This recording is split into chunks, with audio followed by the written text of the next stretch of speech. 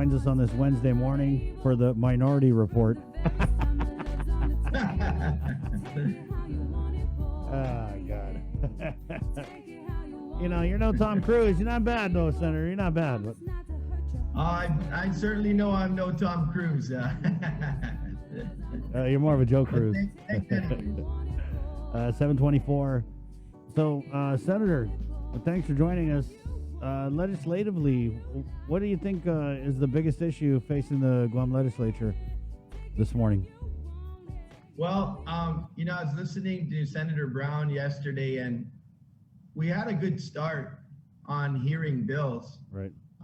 That seems to have changed a little bit, and I hope it's not indicative of a change that's going to be permanent. Senator Moylan particularly, most of the minority, but with Senator Moylan's bills that Senator Ada and I and our team have joined on to, particularly with regard to the economy, and bills like what, Senator Brown has said, put the bills on the floor, vote them up or down. I hope this trend doesn't start turning. The economic recovery of our island right now, and we talked about this during the campaign, Chris, this was going to be front and center. We've got over $1 billion of money that came in from the federal government in direct assistance to our people who lost jobs. That's not even including the stimulus money that went out and all the other federal programs that are available. And now we're down to discussing the $600 million, which we haven't seen the plan yet from the governor's office for. I hate to have, actually I do like to quote a famous Democrat, it's the economy, stupid. And we absolutely have to stay on track, focusing on the economy. That the looming date of September 4 and the finalization and closeout of PUA and FPUC through October is gonna be a very, very big issue. But I want to say, in discussions with Department of Labor yesterday, they appear ready. They want to accept the money that the Guam legislature has offered in terms of how we see the spending plan going forward, to spend millions of dollars more on training, to support GCC, on boot camps, on steroids.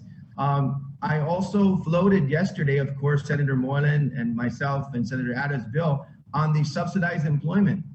Because there's a lot of talk now, Chris, about maybe using some of that money to kind of backfill. And labor said they could use the system that they have to kind of help those who end up not being able to be employed and may be in a catastrophic situation. But Chris, I would rather see those individuals be placed in the workforce and we subsidize employment with that money, because a lot of those employers, first of all, will help the business, and then a lot of those businesses will end up hiring those folks.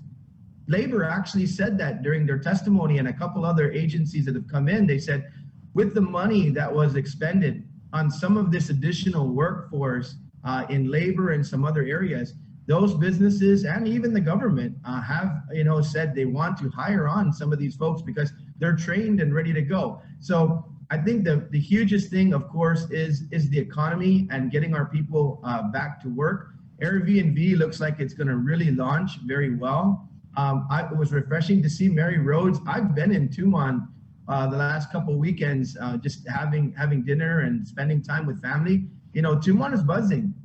With the federal employees, they're out walking the streets, they're eating in the restaurants. And so, God bless the hotel industry. I know they're pulling individuals back. Chris, one family member of mine who owns a restaurant, they never even opened up when it was 50% capacity. But when it went to 75%, they opened up. Their margins are still very slim. But in July, they brought back 3 of their employees. They're a small operation. And then they hired 3 new employees, and all those 6 employees said, we're getting back to work. We're not going to wait for, this thing to stop in September. We want to work. We want to make sure we have jobs. So even in the restaurant industry, if we went 100%, in the next few weeks, there's hundreds of jobs available there. I know Chima's going to come on and talk about the infection rate. I know that the 17 was out of 1,000 and some. Right. I think it's the hospitalization that we got to keep an eye on.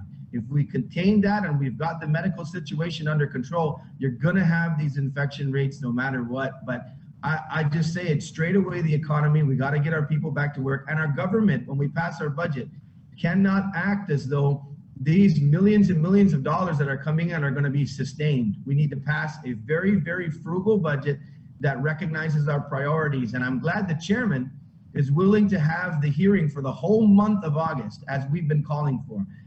But there's other bills that will stimulate our economy, Chris. And I call on the majority, particularly in Senator Joe's committee, to start hearing these bills that have a large impact on the economy. Where do you Stan? What's your take on this official misconduct bill that we had? Oh, you said you watched Senator Brown's interview. Was it yesterday she came on? Yeah, and so this bill that she has would bar anyone convicted of official misconduct from working in the government of Guam, but it can't even get out of committee, which I think is just insane, because that's baseline, I think, a good idea, right?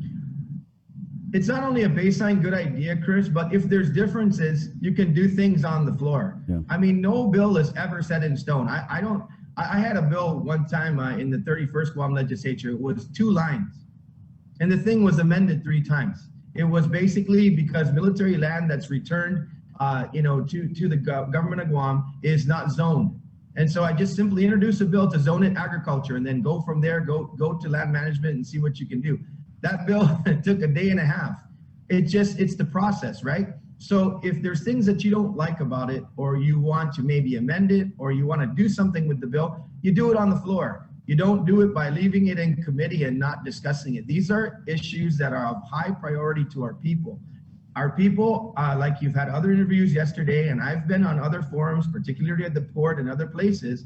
I've said, look, you're right. I mean, nobody's not for second chances. I as a government director, is also in the private sector. You know, Senator, I feel like the second chances argument, it's really just something they throw out there, and then we spend so much time sitting here saying, oh no, we want everyone to have a second chance too, and it just takes up so much time in the whole discussion, and it's not even relevant. Yeah. That's not what this bill's about. It's like, if you screw up working for the government, because working for the government is public service and the public is supposed to be able to trust you, if you screw that up, then guess what? You don't get another shot. It's basic. It's not about second chances. You're right, Chris. Yeah.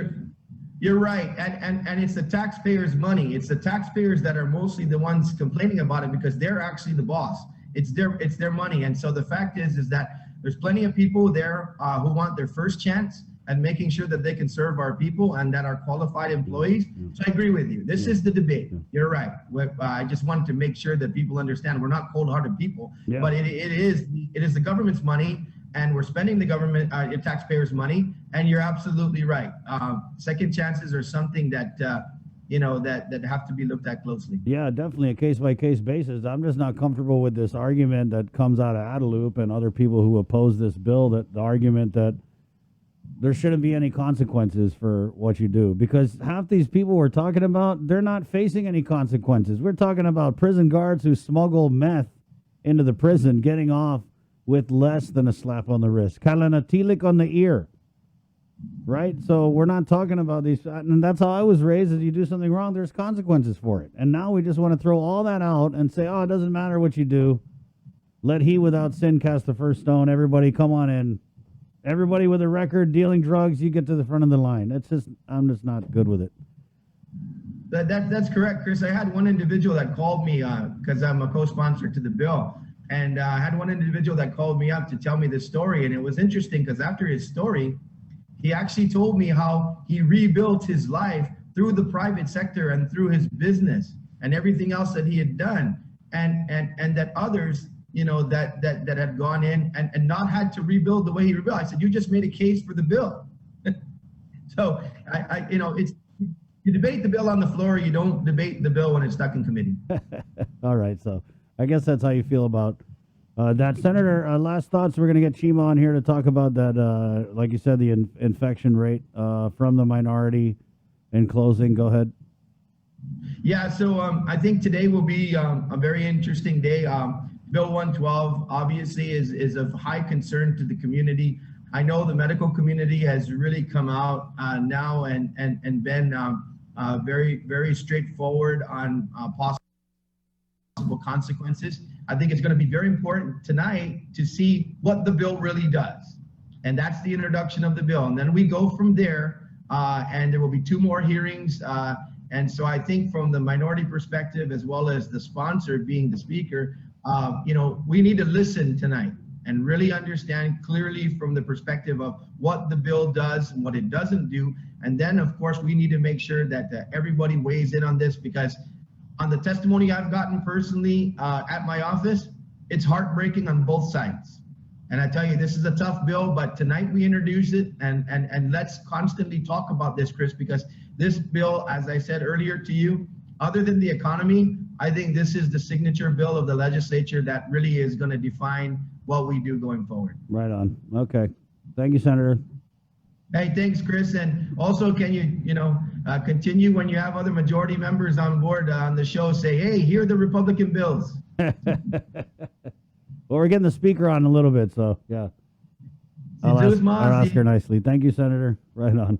7:35, Wednesday, June 23rd. Yeah, there's a comment here from our buddy Stephen Hattori who commented, so it shifts the burden of providing second chances to the private sector or public welfare.